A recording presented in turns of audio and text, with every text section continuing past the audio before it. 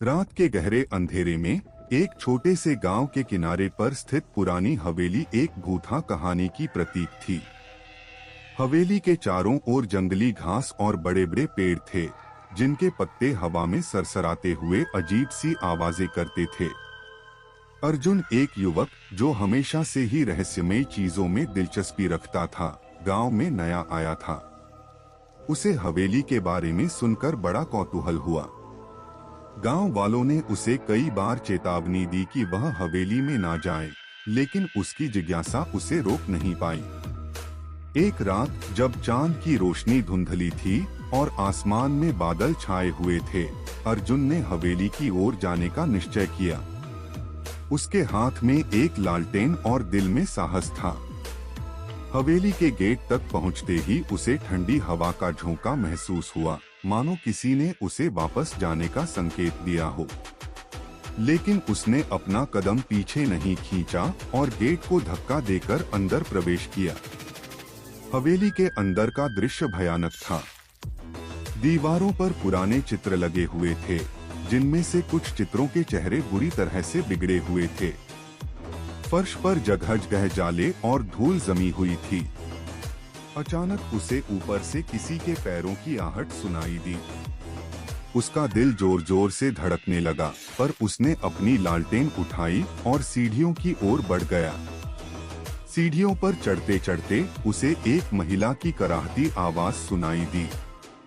उसने अपनी लालटेन की रोशनी बढ़ाई और देखा कि सामने एक पुरानी तस्वीर में एक महिला की तस्वीर थी, जिसकी आंखें लाल हो रही थीं।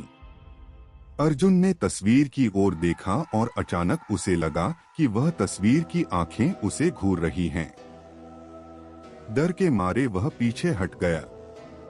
जैसे ही वह मुड़ने वाला था, उसके पीछे से किसी ने उसका नाम पुकारा।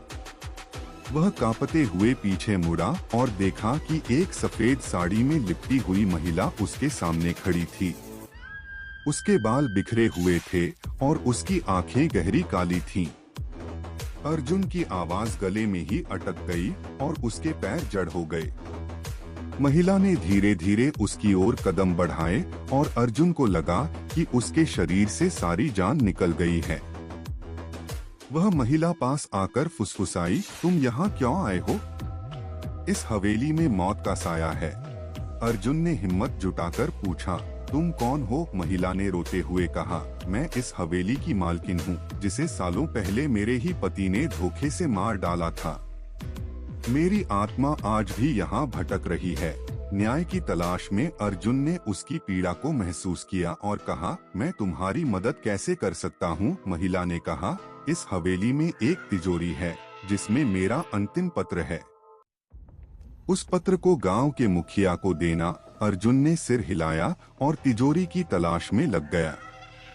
बहुत कोशिशों के बाद उसे तिजोरी मिल गई और उसमें से पत्र निकालकर वह तुरंत हवेली से बाहर भागा। अगली सुबह उसने पत्र गांव के मुखिया को सौंप दिया। पत्र पढ़ते ही मुखिया ने हवेली की सच्चाई सबके सामने रखी और महिला की आत्मा को शांति मिली। हवेली को बंद कर दिया गया और अर्जुन गांव में एक हीरो बन गया, जिसने एक पीड़ित आत्मा को मुक्ति दिलाई।